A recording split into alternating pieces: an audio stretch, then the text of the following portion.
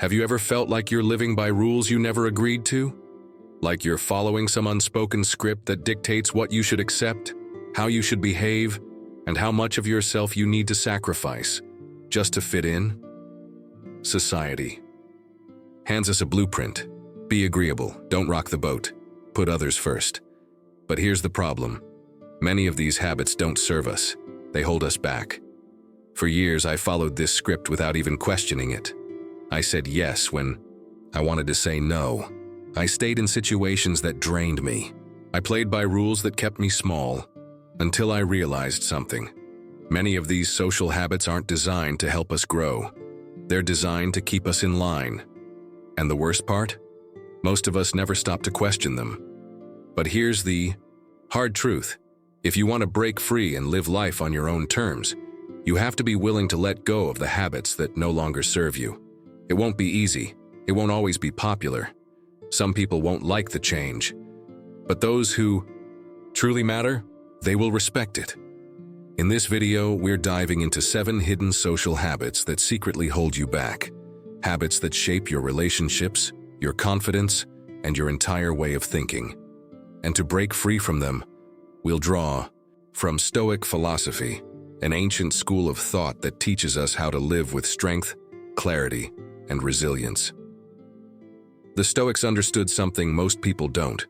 True freedom doesn't come from approval, external validation, or following the crowd. It comes from mastering your mind, your choices, and your habits. Some of what I share may challenge the way you see things. It may make you uncomfortable. And that's a good thing, because growth never happens inside your comfort zone. So if you're ready to break free from these toxic social habits and start living with more confidence, purpose, and self-respect, let's get into it. And trust me, once you start letting go of these habits, life becomes lighter, simpler, and so much more fulfilling. How often do you find yourself saying yes when everything inside you is screaming no? How many times have you rearranged your schedule, ignored your own needs, or bent over backward to accommodate someone else, only to feel drained, unappreciated, and even resentful? If this sounds familiar, you're not alone. People-pleasing is one of the most common yet destructive social habits. On the surface, it looks like kindness, being helpful, accommodating, and agreeable. But if you dig deeper, you'll realize that it's often not about generosity at all.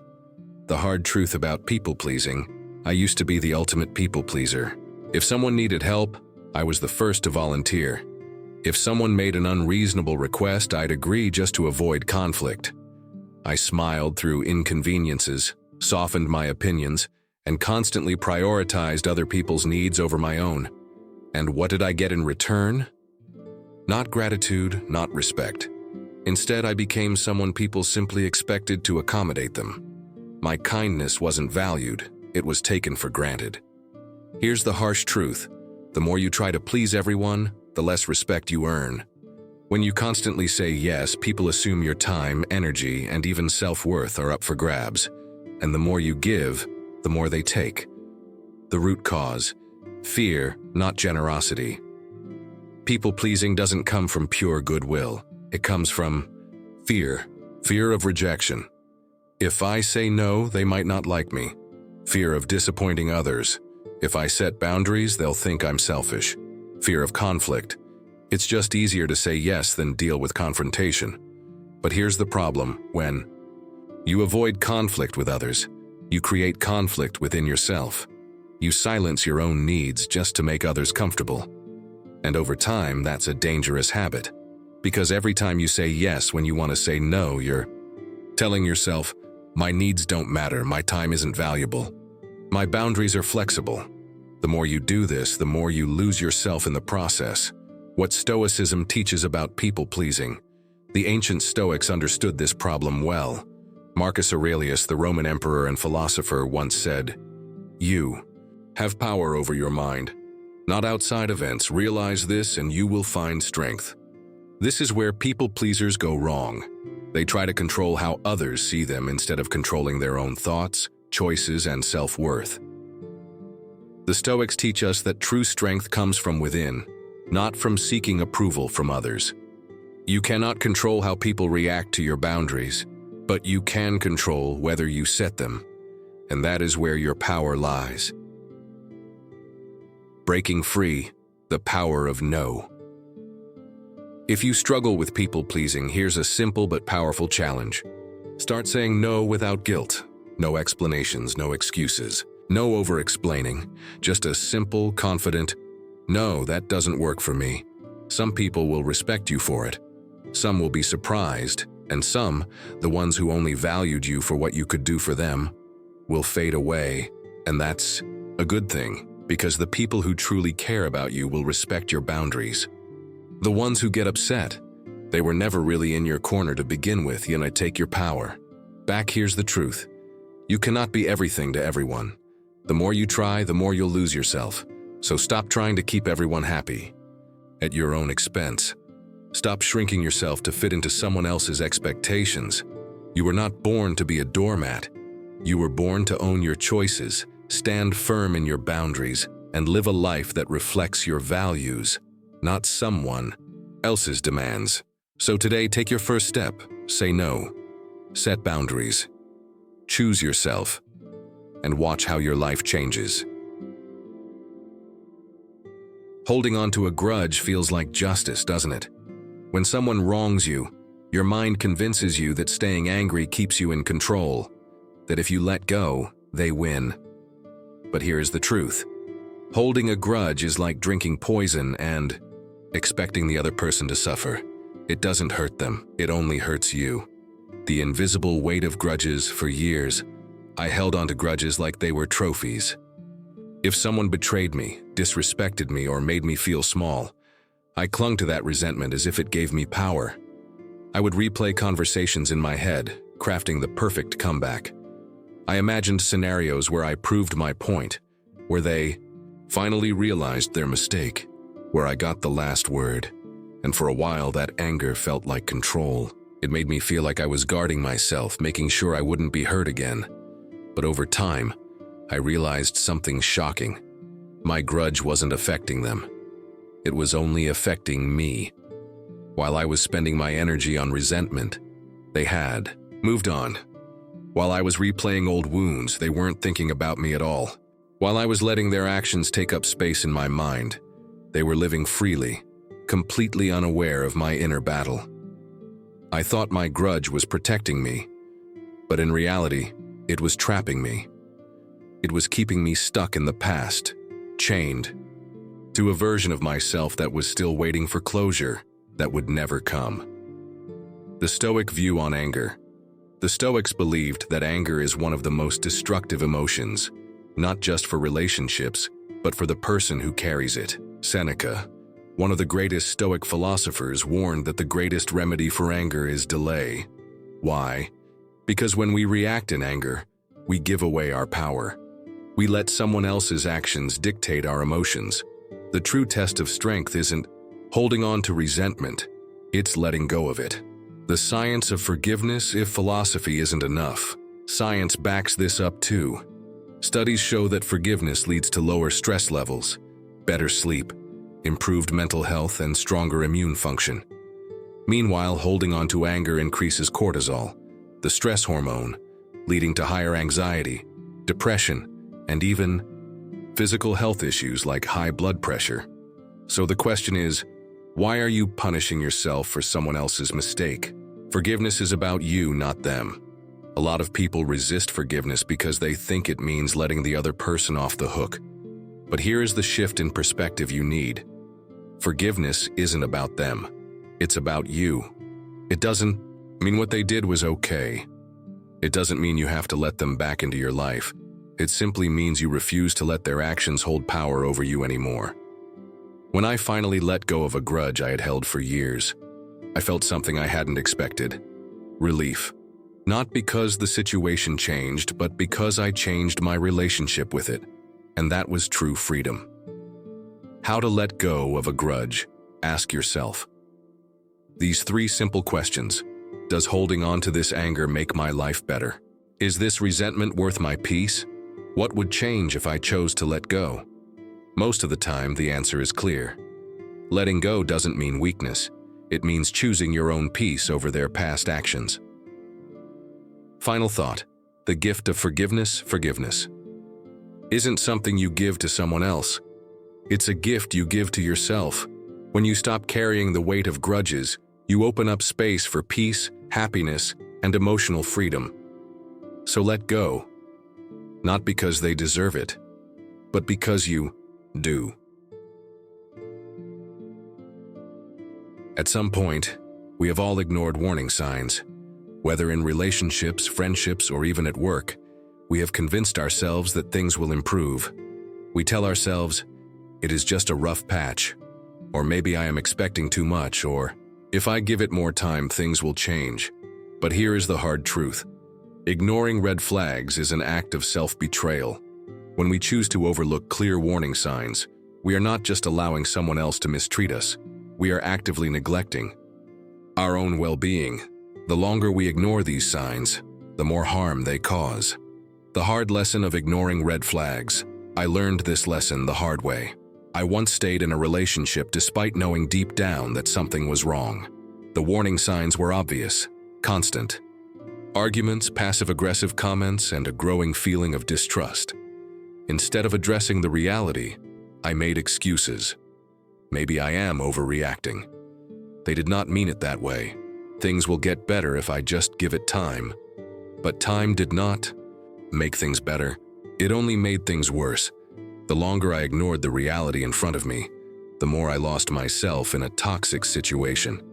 By the time I finally walked away, I was emotionally drained and filled with regret. Looking back, the truth was clear. The signs had been there from the beginning.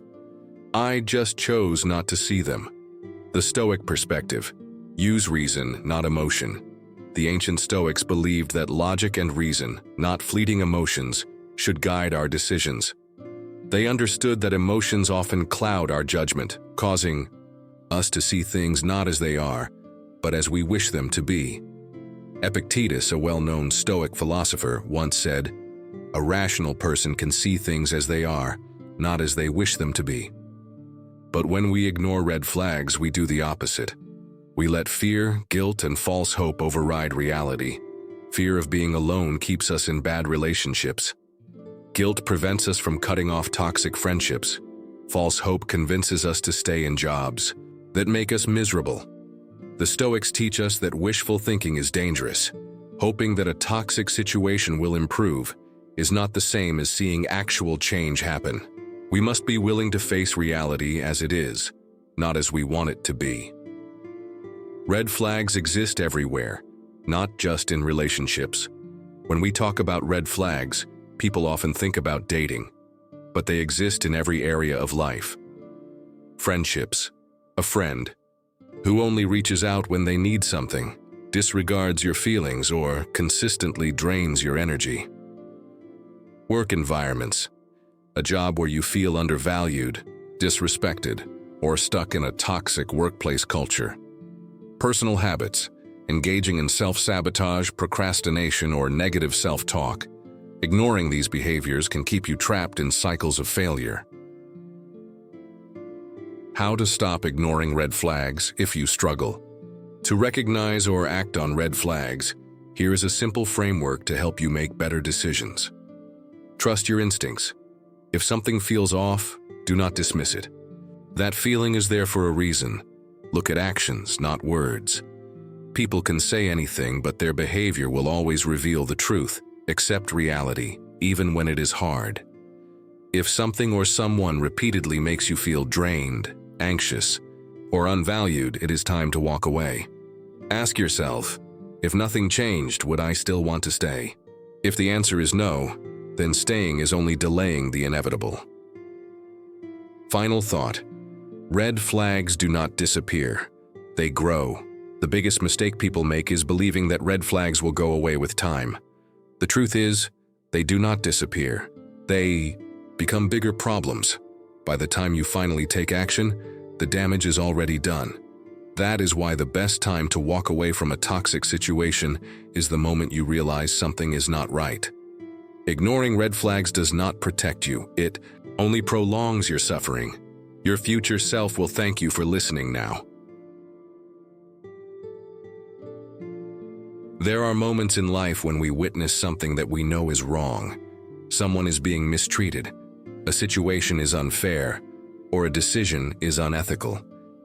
In those moments, we are faced with a choice. Do we speak up, or do we stay silent? Many people convince themselves that staying quiet is the safer choice. They tell themselves it is not their fight, that speaking up will only cause trouble, or that someone else will step in. But here's the reality. Silence in the face of injustice is not neutrality, it is compliance. When we see something wrong and choose to say nothing, we are not just avoiding conflict, we are allowing harm to continue. The Stoic view on courage.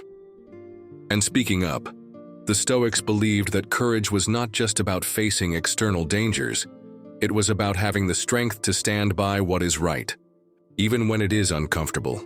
Epictetus, a former slave who became a great philosopher, understood this well. He once said, "If you want to improve, be content to be thought foolish and stupid." What he meant was this: if you stand by your principles, there will be times when people disagree with you. They may judge you, they may think you are overreacting, but staying silent to avoid discomfort comes at a much greater cost, the cost of your integrity. The personal cost of staying. Silent. I learned this lesson the hard way. At a previous job, I saw a colleague being mistreated. Their ideas were ignored, their contributions dismissed, and their hard work went unrecognized. They were repeatedly overlooked, even though they deserved better. I knew it was wrong. I saw it happening. But I told myself, it is not my problem. Justified it by thinking I don't want to get involved. And so I said nothing. At the time, it felt like the easier choice, but long after I left that job, the guilt remained. I realized that by doing nothing, I had been part of the problem. My silence had allowed that unfair treatment to continue. I had chosen comfort over courage, and that choice haunted me. Regret from inaction is worse than regret from action. Studies show that people rarely regret speaking up for what they believe in. Even if it leads to discomfort, they can stand by their actions. But the biggest regrets in life often come from the moments we let fear hold us back. When you look back on your life, what will you regret more? Saying something and standing up for what is right, or staying silent and wondering if you could have made a difference? Speaking up does not mean starting a fight. Some people stay silent because they fear conflict. They think that speaking up means being aggressive, confrontational, or causing unnecessary drama. But speaking up does not mean starting a fight. It means asking a question that challenges the status quo, defending someone who does not have a voice, expressing concern when something feels wrong, holding firm to your values, even when it is unpopular. It is not about winning an argument. It is about refusing to compromise your integrity. The simple truth: if something is wrong, say something. Not because it is easy, not because you will always be heard, but because it is the right thing to do. Because in the end, staying silent will cost you far more than speaking up ever will.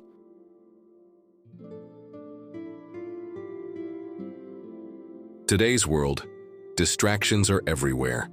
We are surrounded by endless streams of TV shows, social media, viral videos, and notifications, all designed to keep us constantly engaged. But have you ever stopped to ask yourself, why do I need this much entertainment? For many, it is not just about enjoyment, it is about avoidance. We consume content not because we truly need it, but because we are afraid of what happens when there is nothing left to distract us. The Stoic view: the mind thrives in stillness. The Stoics saw this coming centuries ago. They understood that constant stimulation weakens the mind, making it restless and dependent on external input. Seneca, one of the great Stoic philosophers, warned against wasting time on trivial matters and reminded us that our attention is one of our most valuable resources. To the Stoics, stillness and self-reflection were essential.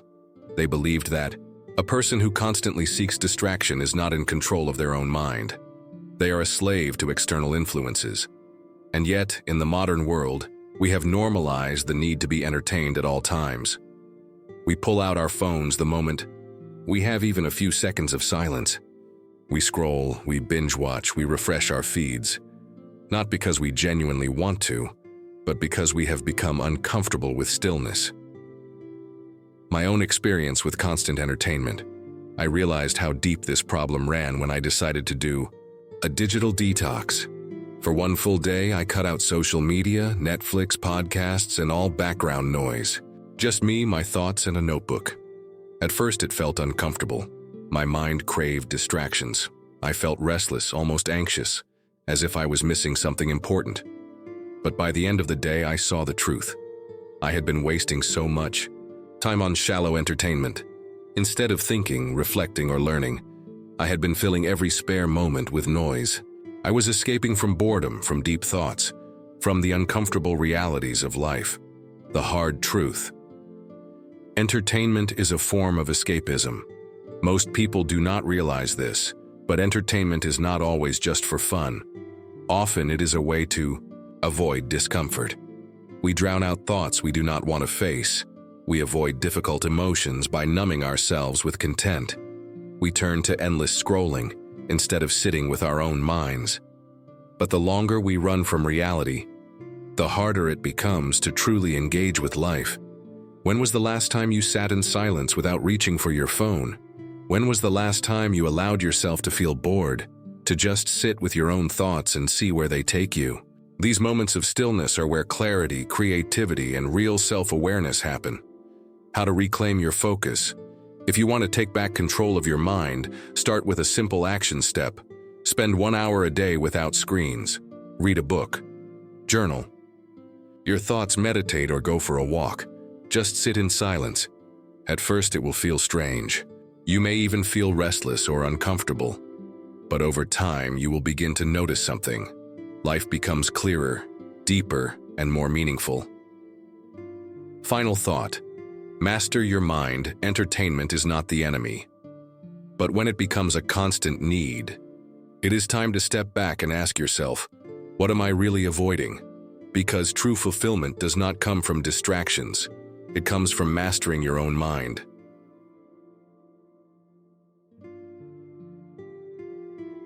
In today's digital world, privacy is undervalued. Social media has blurred the lines between personal and public life. People share everything, their struggles, their achievements, their private moments, often with little thought about the long-term impact. But here is the truth. Not everyone deserves access to your inner world. Oversharing might feel like connection, but in reality, it can do more harm than good. The Stoic perspective. The power of privacy. The Stoics saw privacy as a virtue. Marcus Aurelius, the Roman emperor and philosopher, believed that a person should cultivate a strong inner life, free from the need for external validation. According to Stoic philosophy, the more you share, the more vulnerable you become, not just to judgment but also to manipulation and regret. Not every thought or experience needs to be shared. Some things are meant to be processed internally or only discussed with those who have earned the right to hear them. When you expose too much of yourself too quickly, you risk giving others power over you. The social media trap, seeking validation over sharing, often comes from a desire for connection and validation. We post about our struggles hoping for sympathy. We share personal wins hoping for approval.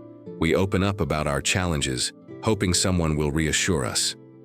But here is the problem. Social media isn't always a safe space. The more you expose, the more you invite opinions, judgments, and even criticism from people who may not have your best interests at heart. What feels like a moment of honesty today could turn into something you regret tomorrow. People change. Friends drift apart. Not everyone who seems supportive today will have your back in the future. And when you overshare, you give people ammunition they may one day use against you. The strength of selectivity. Strongest people are not the ones who share everything. They are the ones who choose carefully who they trust. They do not overshare for the sake of attention. They do not feel the need to prove themselves. They understand that not every experience needs an audience. True power lies in control, in knowing when to speak and when to stay silent, when to open up and when to keep things private. Before you share, ask yourself, does this truly add value to my life? Am I sharing this for meaningful reasons? Or am I seeking external validation? Would I be okay if this information were used against me? Final thought. Boundaries are a form of wisdom. There is a difference between being open and being reckless with your personal life. Setting boundaries does not mean you are hiding something. It means you respect yourself enough to know that not everyone deserves access to you. So protect your inner world. Choose wisely who you trust. Not everyone needs to know everything about you, and that is a sign of wisdom, not secrecy.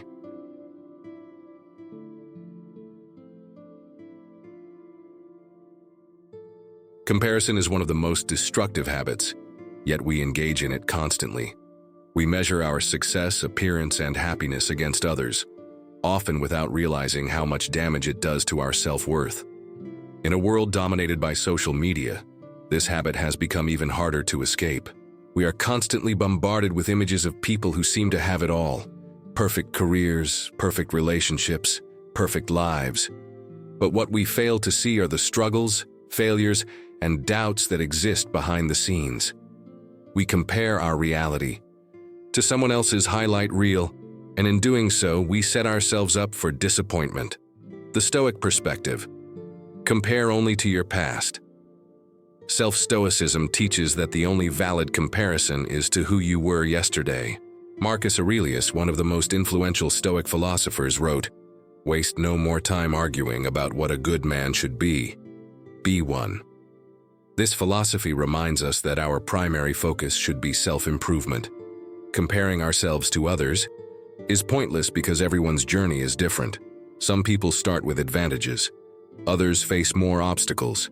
Some achieve success quickly. Others take years.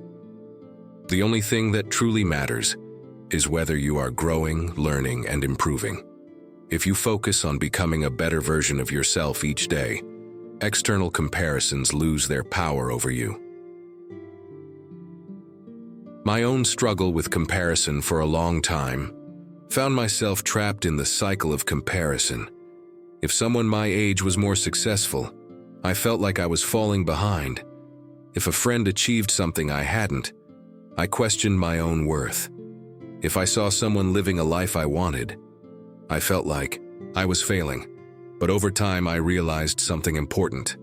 My journey is mine alone. No one else has lived my experiences, faced my challenges, or walked my path. The only person I need to be better than is the person I was yesterday. The moment I stopped measuring my life against others, I felt a sense of freedom. How to stop comparing yourself to others if comparison has been holding you back. Here are 3 steps to break free. Remove triggers and curate your feed if scrolling through social media makes you feel like you are not enough. It is time to take control. Unfollow accounts that make you feel inferior.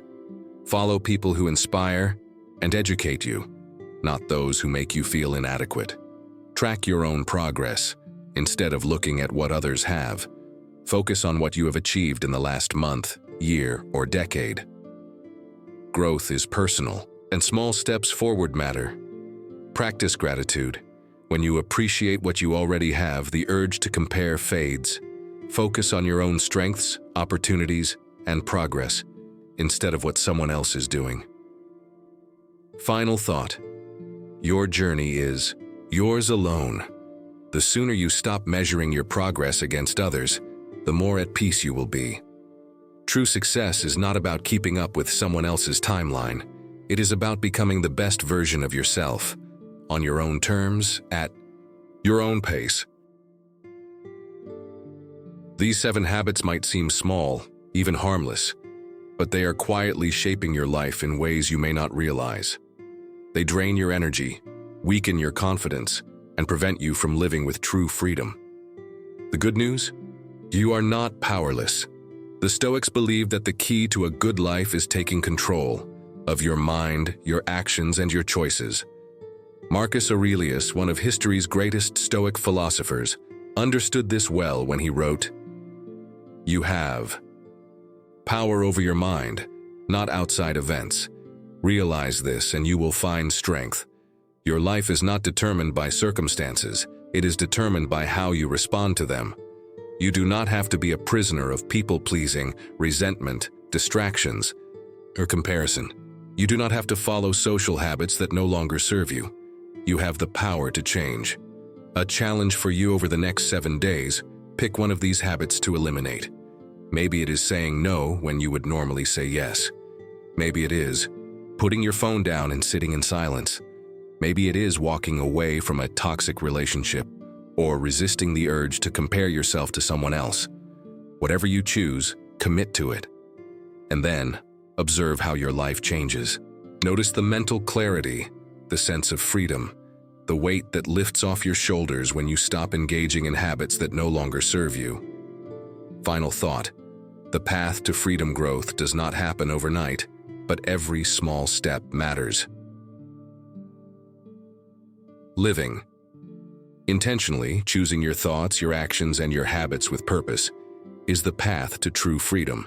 So the real question is, are you ready to break free?